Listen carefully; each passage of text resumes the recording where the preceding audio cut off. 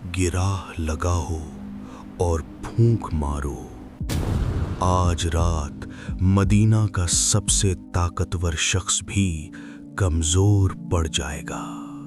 मगर लबीद, वो अल्लाह के नबी हैं, उनका रब उन्हें बचा लेगा। मेरा जादू दिलों और दिमाग पर असर करता है। देखना, अब वो ख्यालों में उलझ जाएंगे। ये बात है उस दौर की जब मदीना में इस्लाम अपनी जड़ें मजबूत कर रहा था, लेकिन दुश्मन सामने से वार करने के बजाय अब अंधेरों का सहारा ले रहे थे। मुसलमानों को लगता है कि सूरा फलाक और सूरा नास सिर्फ नज़र उतारने या बच्चों को सुलाने के लिए है। हाँ, बचपन में माएँ यही पढ़कर फूंकती थी, लेकिन ज़िंदगी में ऐसे मौके बहुत कम आते हैं जब कोई ये बताता है कि मुआवज़तैन असल में नाजिल क्यों हुई। क्या आप जानते हैं कि दुनिया के सबसे ताकतवर इंसान नबी पाक सल्लल्लाहु अलैहि वसल्लम पर भी जादू किया गया था? कौन था वो शख्स जिसने नबी के बालों को चुराया, और कैसे उस जादू ने आप सल्लल्लाहु अलैहि वसल्लम की सेहत पर असर डाला? और सबसे इम्पोर्टेंट, 1400 साल पहले नाजिल हुई ये दो छोटी सूरतें आज डिप्रेशन, एंजाइटी और हसद से भरी हुई हमारी ज़िंदगी में क्या रोल प्ले करती है, जानेंगे इस वीडियो में। ये बात है हिजरत के बाद के दौर की। मदीना में यहूदियों का एक कबीला था जो इस्लाम की फैलती हुई ताकत से अंदर ही अंदर जल रहा था।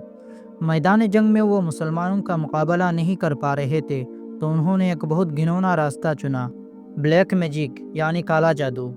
उनका एक सरगना था, एक जादूगर जिसका नाम था लबीद बिन अल-आसिम।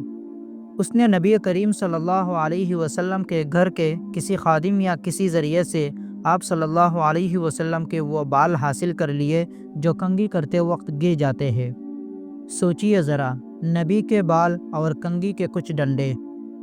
उसने उन बालों और नारंग के फूल को लेकर उसमें एक रस्सी बांधी और उस रस्सी में 11 गिरा लगाई और हर गिरा पर फूंक मारी। इस जादू की चीज़ों को उसने दरवान नाम के एक कुएं के नीचे एक भारी पत्थर के नीचे छुपा दिया। इस जादू का असर ये हुआ कि अल्लाह के नबी सल्लल्लाहु अलैहि वसल्लम बीमार रहने लगे।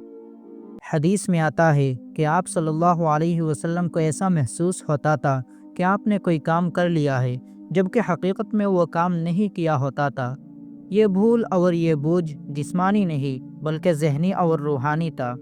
6 महीने तक, जी हाँ, रिवायत में आता है तकरीबन 6 महीने तक ये कैफियत रही। लोग पूछेंगे, नबी पर जादू कैसे चल गया? याद रखिए, ये अल्लाह की तरफ से एक इम्तिहान था और उम्मत के लिए एक सबक, ताकि हमें पता चले कि जब बुरे असरात हम पर हावी हो तो हमें क्या करना है। एक रात आप सल्लल्लाहु अलैहि वसल्लम सो रहे थे कि 2 फरिश्ते आए, एक आपके सरहाने बैठे और दूसरा आपके पाँव की तरफ। एक ने पूछा, इन्हें क्या हुआ? दूसरे ने जवाब दिया, इन पर जादू किया गया। पूछा गया, किसने किया? जवाब मिला, लबीद बिन अल-आसिम ने।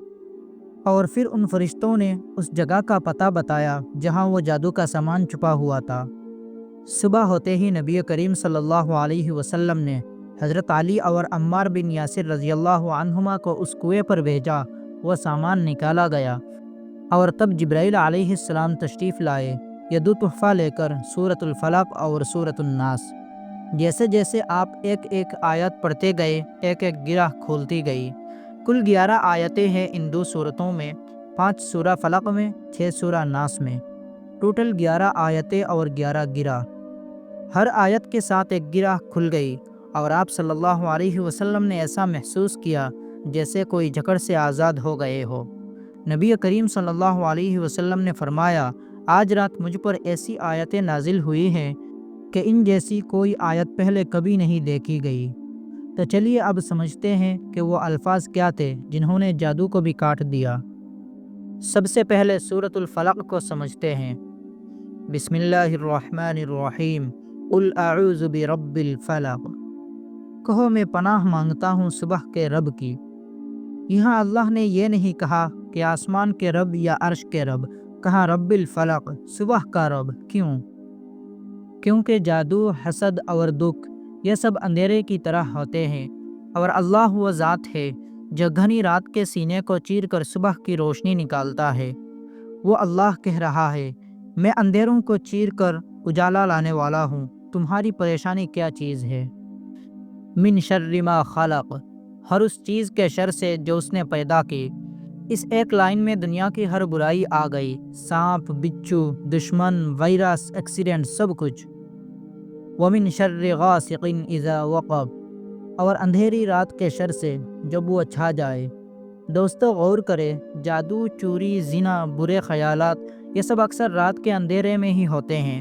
رات کا اندھیرا انسان کو ڈراتا ہے، اس لیے خاص طور پر رات کے شر سے پناہ مانگی گئی۔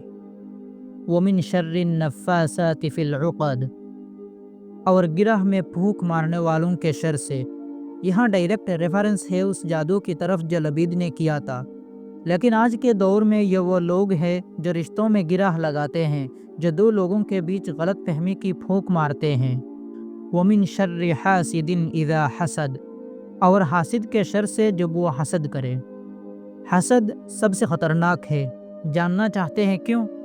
کیونکہ جادو کا توڑ ہے، علاج ہے، لیکن حسد وہ آگ ہے جو ہنستے کھیلتے گھروں کو جلا دیتی ہے۔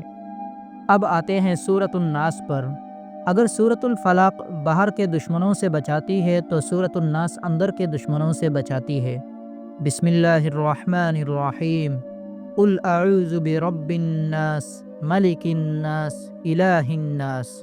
یہاں اللہ نے اپنا انٹروڈکشن 3 طرح سے کرایا: لوگوں کا رب، لوگوں کا بادشاہ، لوگوں کا معبود۔ اتنی بڑی پاور کا ذکر کیوں؟ کیونکہ دشمن بہت چالاک ہے۔ من شر الوسواس الخناس الذی یوسوس فی صدور الناس من الجنۃ والناس، اس وسوسہ ڈالنے والے کے شر سے جو بار بار پلٹ کر آتا ہے۔ یہ خناس کون ہے؟ یہ شیطان ہے۔ یہ سامنے سے وار نہیں کرتا، یہ آپ کے دماغ میں وسپر کرتا ہے۔ تمہیں کوئی پسند نہیں کرتا، تمہاری لائف بیکار ہے، دیکھو اس کے پاس کتنا پیسہ ہے، تمہارے پاس کیا ہے۔ یہ جو نگیٹو تھاٹس آپ کو ڈپریشن میں ڈالتی ہے، یہ خناس کا کام ہے۔ وہ دلوں میں شک ڈالتا ہے، اور یہ صرف جنات میں سے نہیں، انسانوں میں سے بھی ہوتے ہیں۔ بعض دفعہ ہمارے دوست، ہمارے آس پاس کے لوگ ایسی بات بول جاتے ہیں جو ہمارے دل میں زہر گھول دیتی ہے، وہ بھی انسانی شیطان کا کام کرتے ہیں۔ اب سوال یہ ہے، 1400 سال بعد ان صورتوں کا کیا کام ہے؟ آج ہم ایک ایسے دور میں ہیں جہاں نظر لگنا بہت عام ہے۔ ہم اپنی خوشیاں انسٹاگرام اور اسٹیٹس پر لگا تو دیتے ہیں، مگر ہم بھول جاتے ہیں کہ دیکھنے والے ہر شخص کا دل صاف نہیں ہوتا۔ جب آپ کو انزائٹی ہو، جب بنا وجہ دل گھبرائے، جب دماغ میں برے خیالات رکنے کا نام نہ لے، تو سمجھ لیجئے کہ اب معوذتین کا وقت ہے۔ ان صورتوں کو صرف طوطے کی طرح رٹیے مت، انہیں محسوس کیجئے۔ جب آپ کہو رب الفلق تو ویژویلائز کریے کہ اللہ میرے اوپر سے کالی چادر ہٹا رہا ہے۔ جب کہو ملک الناس تو یقین رکھو کہ میرا مالک سب سے طاقتور ہے۔ یہ ڈپریشن، یہ جادو، یہ دشمن ان کا کچھ نہیں بگاڑ سکتے۔ نبی کریم صلی اللہ علیہ وسلم ہر رات سونے سے پہلے اپنے ہاتھوں پر یہ صورتیں پھونک کر اپنے پورے جسم پر پھیرا کرتے تھے۔ امید کرتا ہوں آج کے بعد جب آپ نماز میں سورۃ الفلق اور سورۃ الناس پڑھیں گے تو آپ کو وہ درد، وہ منظر اور وہ لبید بن العاصم کا واقعہ یاد آئے گا، اور اس سے بڑی اللہ کی رحمت یاد آئے گی۔ میری کوشش یہی ہے کہ ان کتابوں میں چھپے ہوئے خزانے نکال کر آسان زبان میں آپ تک پہنچا سکوں۔ یہ تفسیر ابن کثیر، یہ معارف القرآن، یہ صرف شیلف پر سجانے کے لیے نہیں ہے، یہ پڑھنے کے لیے ہے۔ اگر آپ چاہتے ہیں کہ ہم اور آپ مل کر اس میسیج کو پھیلائیں تو اس مشن کو سپورٹ کریں۔ یاد رکھیے، ہمیں اپنی آنے والی نسلوں کو نیٹ فلکس جنریشن سے قرآن جنریشن بنانی ہے۔ میڈیا پاور ہے، اور اس پاور کو ہمیں حق کے لیے یوز کرنا ہے۔ We are the builders of آخرہ and this is the place where we build it۔ جزاک اللہ خیر۔ السلام علیکم۔